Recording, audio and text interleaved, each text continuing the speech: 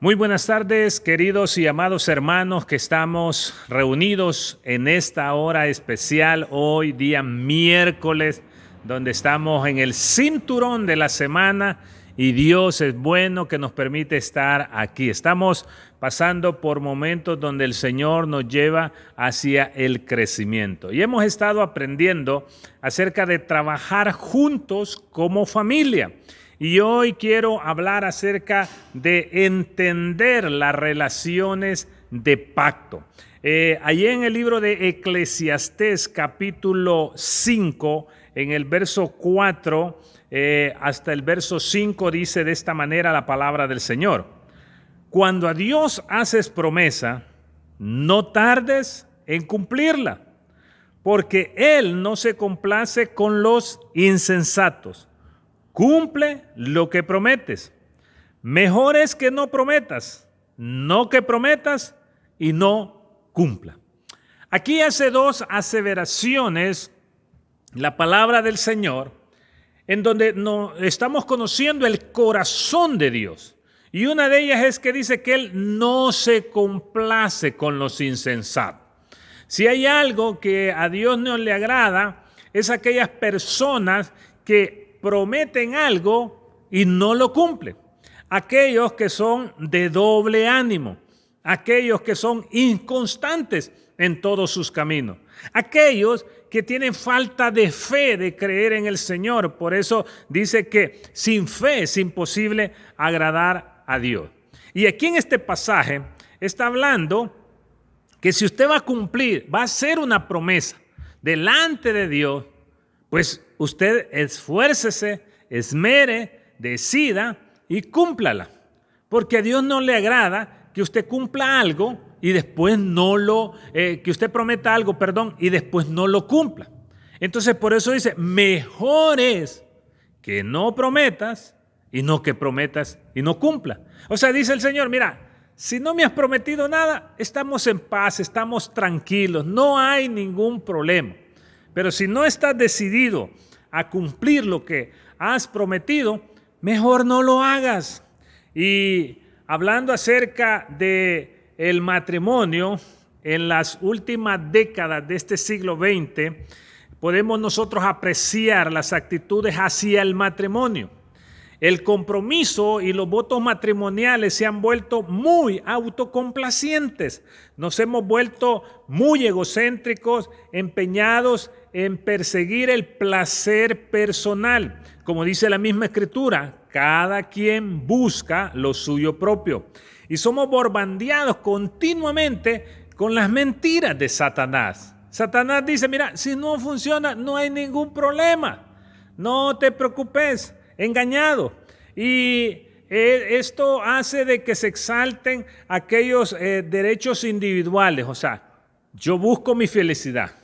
Yo quiero lo mío. Dice, o sea que debemos hacer a veces lo que nos plazca. Y eso es lo que nos llena Satanás de mentira en el hecho de buscar nuestras necesidades personales. A veces, aunque no seamos conscientes de ello, pero cuando al momento de casarnos, nosotros debemos entender algo, que renunciamos a nuestros derechos y a nuestros sentimientos, a nuestros sentimientos personales, y la Escritura nos dice que Dios ve el matrimonio como un pacto, o sea, con Él y el uno con el otro, o sea, delante de Dios y con la pareja.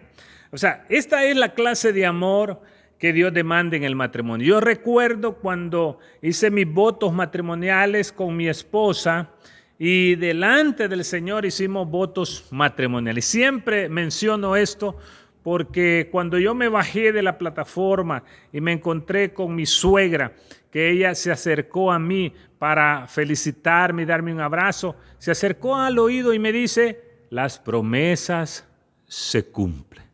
Y desde ese día yo quedé marcado con esa expresión de recordar continuamente que aquellas promesas que hicimos delante del altar, poder cumplirlas, poder llevarlas a cabalidad. Y hemos visto a través del tiempo que todos los matrimonios pasan por diferentes situaciones, turbulencias, dificultades, pero el hecho de mantener el pacto nos hace seguir adelante y mantener esa relación. Allá en la Biblia encontramos nosotros la historia de un matrimonio. Y es interesante porque Dios tiene ejemplos para cada uno de los principios que Él enseña y nos lo muestra a través de la Escritura. El gran patriarca Jacob, llegando a la vivienda de Labán, se enamoró de una mujer y vino y se enamoró de Raquel, por la cual él trabajó 7 años. Pero el día de la boda, cuando ya iba a ser entregada su esposa, vino el suegro y engañando a Jacob, le puso a la otra hermana llamada Lea para que cumpliera con ella los votos matrimoniales. La Escritura dice que Jacob no se dio cuenta, fue engañado. Imagínese usted en un momento, cuando él amaneció con la nueva esposa, pero la tenía a la par, y despertando ambos y volviéndose a ver los rostros, descubrir que no era con la que se había casado, no era la hija que le habían prometido, sino que era la hermana. Ha de haber sido un momento muy difícil para Jacob, hasta muy decepcionante, muy enojada. Me imagino que Lea se ha de haber sentido despreciada, hasta avergonzada por lo que había hecho su papá. Sin embargo, aquí es donde vemos un ejemplo de que cuando Jacob se dio cuenta de eso, no era la esposa que él quería. Entonces le dijo, yo quiero que me des la que yo amo, la que yo quiero. ¿Y qué sucedió? El papá le dijo, está bien, yo te la daré, pero tienes que trabajar 7 años más, pero cumple la semana con esta. Y aquí vemos en esta historia que Jacob decidió cumplir la relación de pacto que había hecho con Lea y mantuvo el pacto que había hecho con esta mujer. Legalmente, con ella había cumplido el pacto del matrimonio y Jacob decidió cumplirlo.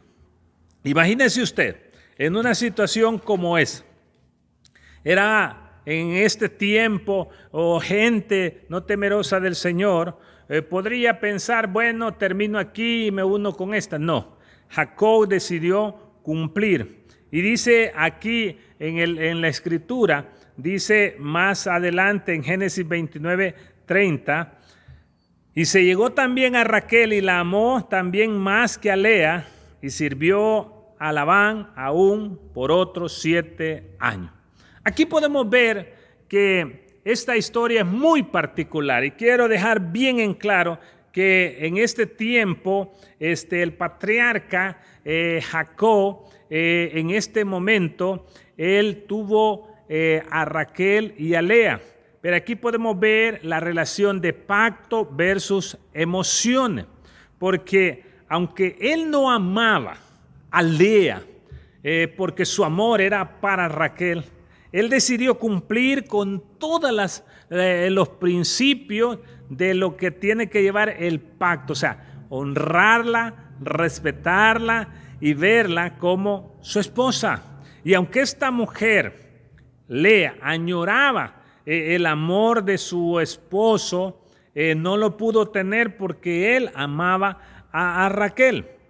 Ahora, mire lo que dice allí en Génesis capítulo 29 en el verso 32. Y dice, y concibió Lea y dio a luz un hijo y llamó su nombre Rubén. Porque dijo, ha mirado Jehová mi aflicción ahora, por tanto me amará mi marido.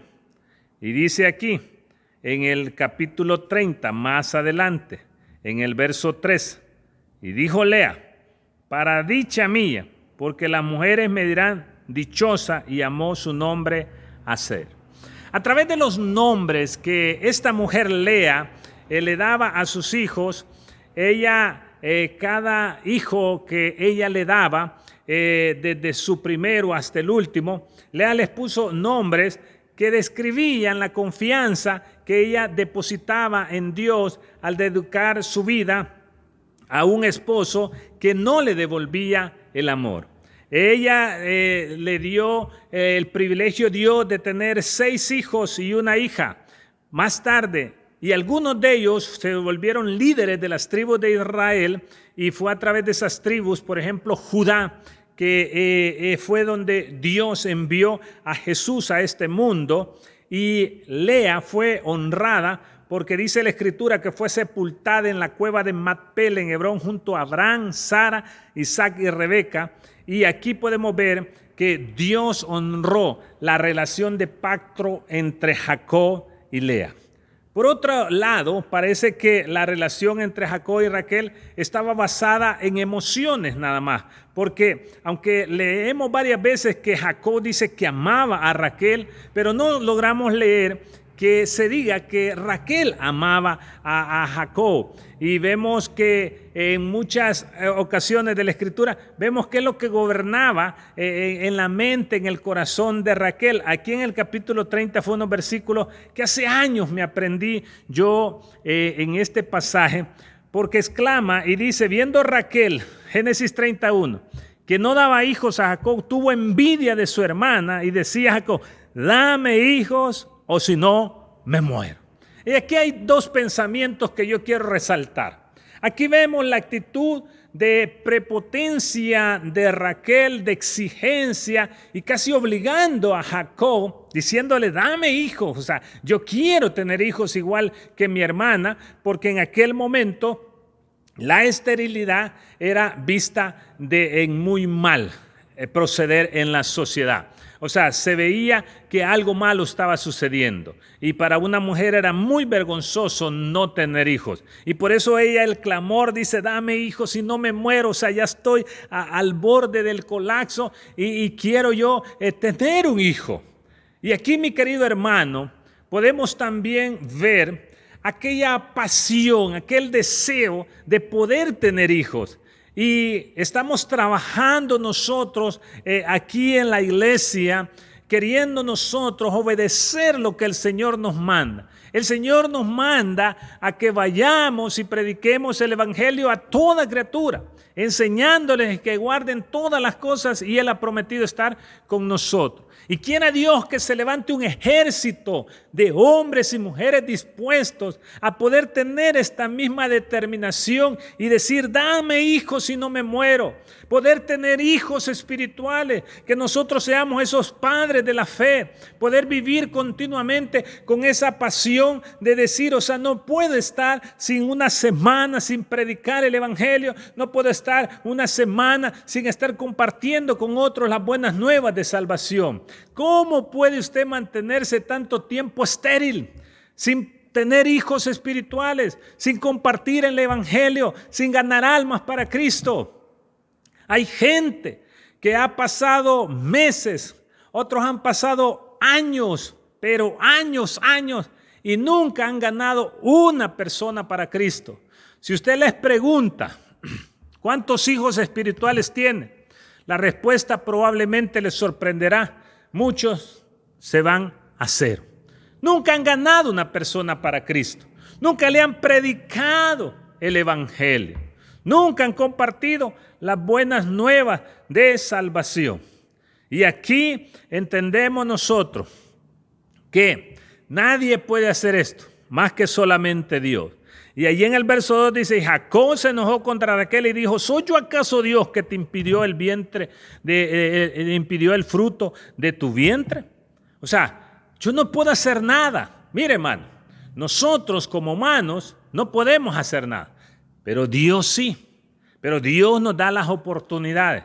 Dios nos abre puertas. Y en Efesios dice que Dios preparó, somos hechuras suyas, preparados en Cristo Jesús para buenas obras, las cuales Dios preparó de antemano para que anduviésemos en ellas. Dios prepara el terreno, prepara el camino. Yo esta semana tuve una experiencia que fuimos a atender el funeral de la madre de nuestra hermana Servanda, que aquí se congregó un tiempo, la mamá de nuestra hermana Sonia de Hernández. Y cuando llegamos al cementerio, habían 2 servicios. Y en uno de ellos pues no habían terminado y el otro ya habían terminado y había una señora. Y estaba, dice, esperando el cuerpo del difunto, el cual no había llegado en ese momento, y ya tenía 1 hora. Entonces fuimos a ver si ese era el que nosotros íbamos y no era ese. Entonces era el otro que estaba a la par. Pero yo me quedé con esta señora y empecé a conversar con ella y a preguntarle acerca de la seguridad de su salvación. Interesante que me dijo que no sabía, no estaba seguro. Y cuando uno está en un funeral es bien vulnerable y es más sensible a poder reflexionar entre la vida y la muerte, porque todos vamos a morir un día. Está establecido para los hombres que mueran una sola vez y después el juicio. Entonces, comenzando desde ahí, le empecé a compartir y le dije yo, ¿no le gustaría a usted tener esa seguridad de que al morir estar con Dios en el cielo? Y ella me dijo, sí. Y comenzando desde ahí, empecé a presentarle el Evangelio y después de 30 minutos, donde el Señor preparó ese momento, donde todavía el féretro del cual ella estaba esperando se tardó, en ese lugar, en el cementerio, esta señora aceptó a Jesucristo como su Salvador personal. Pude tener una hija espiritual, pude tener un fruto. Dios prepara los momentos, pero tú tienes que estar dispuesto, tienes que estarle pidiendo al Señor, tienes que estar con ese deseo de decir, dame hijo si no me muero. Yo hay momentos que me veo y me culpo a mí mismo y declaro que muchas veces he sido pecador porque he pasado un lapso y no he tenido gente a la cual yo le he compartido. Pero le pido al Señor porque Él es el que abre puertas y en este tiempo hay mucha gente que no conoce del Señor y debemos nosotros predicar el Evangelio para seguir adelante. Mire, Raquel como que no tenía claro los sentimientos ni las emociones. No tenía claro el pacto. Porque más adelante, cuando Jacob decidió mudarse, esta mujer llevó consigo todos sus ídolos. ¿Por qué? Porque ella todavía no había tomado una decisión de mantener ese pacto matrimonial. Por eso es importante que estamos viendo este tema que se llama entendiendo las relaciones de pacto, para que usted no se confunda entre pacto y una relación emocional. Cuando Dios hace un pacto, Él lo hace porque Él se compromete a sí mismo. ¿Se recuerda usted cuando hizo Dios pacto con Noé? Él dijo, ya no voy a destruir más la tierra con un diluvio. ¿Y qué dijo Él ahí en su santa palabra en Génesis capítulo 9, en el verso 7 al 17, donde expresó, y dice aquí en el verso 13, mi arco he puesto en las nubes, el cual será por señal del pacto entre mí y la tierra. Y sucederá que cuando haga venir nubes sobre la tierra, se dejará ver entonces mi arco en las nubes. Y me acordaré del pacto mío, que hay entre mí y vosotros y todo ser viviente de toda carne. Y no habrá más diluvio de aguas para destruir toda carne. Estará el arco en las nubes y lo veré. Y me acordaré del pacto perpetuo entre Dios y todo ser viviente con toda carne que hay sobre la tierra.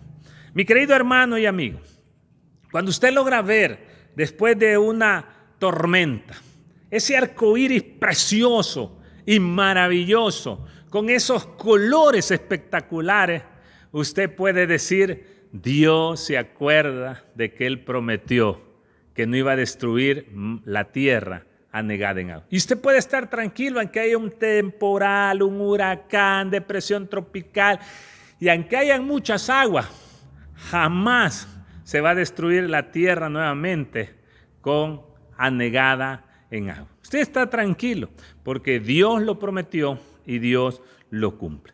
Por eso la perspectiva acerca de Dios sobre el pacto es que Él se compromete a sí mismo para cumplirlo y Él así lo ha hecho. Por eso hay consecuencias de no cumplir el pacto. Allí en Isaías capítulo 24, el pueblo de Israel violó el pacto, no Dios, sino que el pueblo de Israel. Y mire qué interesante, en Isaías capítulo 24, mire las consecuencias. Yo me permito leer este pasaje donde dice, aquí, dice Jehová, vacía la tierra y la desnuda, y trastorna su faz y hace esparcir a sus moradores. Y sucederá así como el pueblo también al sacerdote, como al siervo así a su amo, como a la criada a su ama, como al que compra al que vende, como al que presta al que toma prestado, como al que da logro así al que lo recibe. La tierra será enteramente vaciada y completamente saqueada, porque Jehová ha pronunciado esta palabra. Se destruyó, cayó la tierra, enfermó, cayó el mundo, enfermaron los altos pueblos de la tierra. Y la tierra se contaminó bajo sus moradores porque traspasaron las leyes, falsearon el derecho, quebrantaron el pacto sempiterno. Por esta causa la maldición consumió la tierra y sus moradores fueron asolados. Por esta causa fueron consumidos los habitantes de la tierra y disminuyeron los hombres. Uno encuentra que al hacer un pacto, un voto, ¿verdad?, ante los ojos de Dios, cuán importante es mantenerlo. Por eso allí Eclesiastés, al inicio que leímos, dice que cuando a Dios haces promesa, no tardes en cumplirla, porque Él no se complace con los insensatos. Cumple lo que promete. Por eso es tan importante el pacto matrimonial, cuando la gente toma ese pacto, ese momento tan especial, cuando está el hombre y la mujer haciendo un pacto y hacen diferentes pactos, como el traje de la novia blanco que manifiesta la pureza del corazón, así como Cristo que dice que amó a su iglesia y la purificó y dice que para que no tuviese mancha ni arruga ni cosa semejante. Así como el anillo representa un pacto de autoridad, de fortaleza y representa que no tiene principio ni fin. Así el matrimonio de aquí en adelante ya no tiene fin hasta que la muerte los separe. Por eso los sentimientos versus la fe. Es necesario tener fe, no sentimientos para guardar un pacto. Las emociones fluctúan, suben y bajan de acuerdo a las circunstancias alrededor de nosotros. Por eso Gálatas nos dice, andad en el espíritu y no satisfagáis los deseos de la carne. ¿Cómo logramos esto? Al aceptar por fe la palabra de Dios y no actuar en base a nuestros pensamientos o a nuestros sentimientos. Heredamos las promesas de Dios a través de nuestra fe, no de nuestros sentimientos.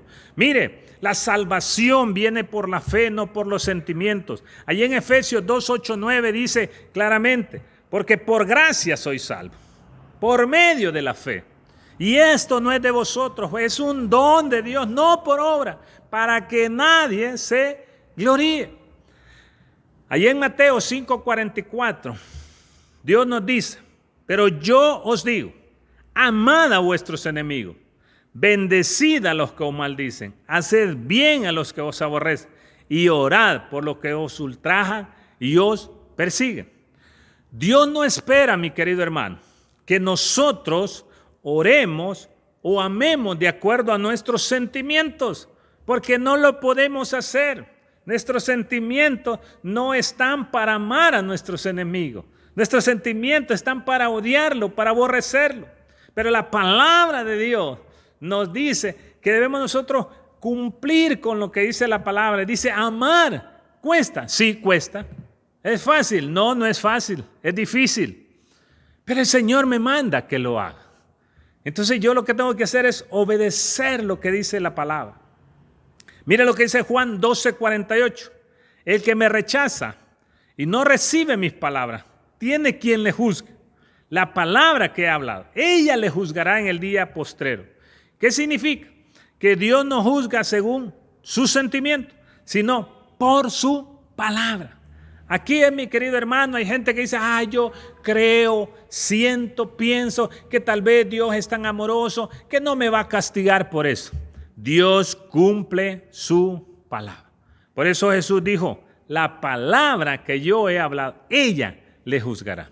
No se trata si siente o no siente. La palabra ya está establecida. Por eso, cuando hablamos de recibir sanidad, no la recibimos según nuestros sentimientos, sino por recibir la palabra de Dios. Y hay una herida, hay una enfermedad que tiene esta humanidad que se llama pecado. Y ese pecado no se libera porque usted tenga buenos sentimientos, sino por aceptar la palabra de Dios.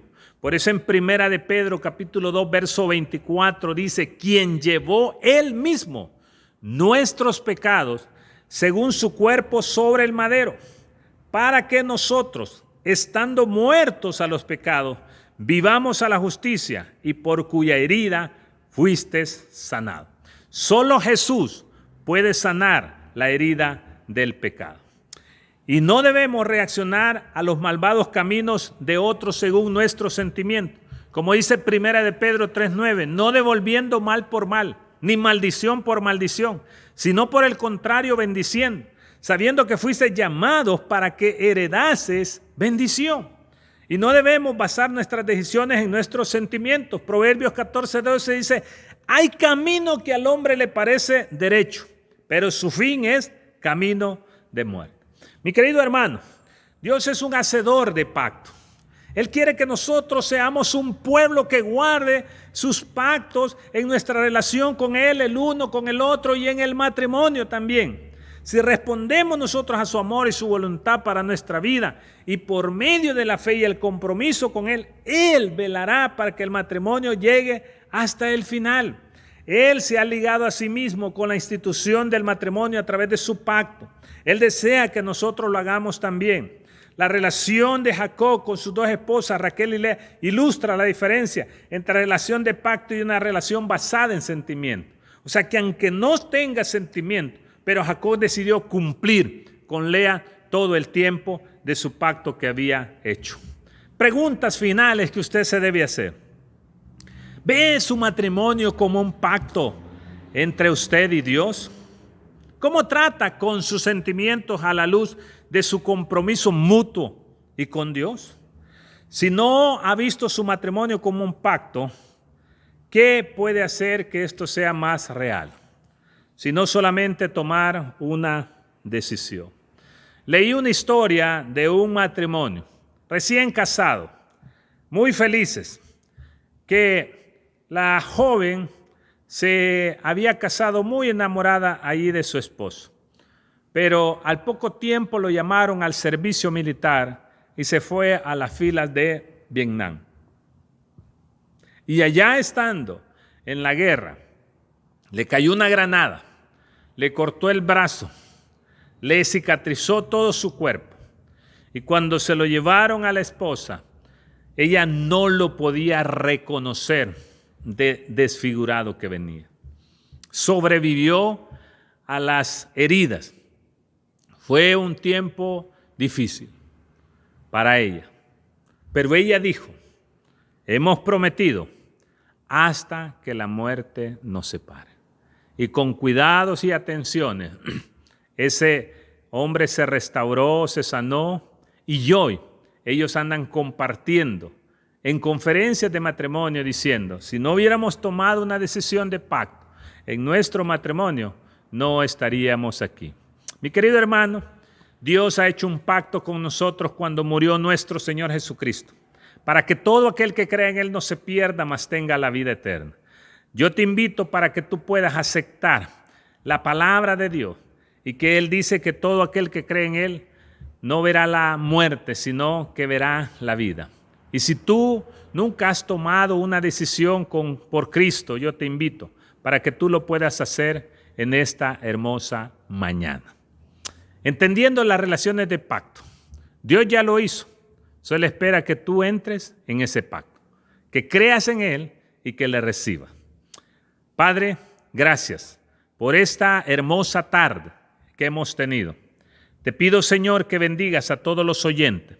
Y aquel que en este momento está decidiendo entrar en esta relación de pacto, solo dile, Señor, yo creo en ti, creo que tú eres Dios, que moriste en la cruz por mis pecados. Me arrepiento, soy pecador, perdóname, Señor.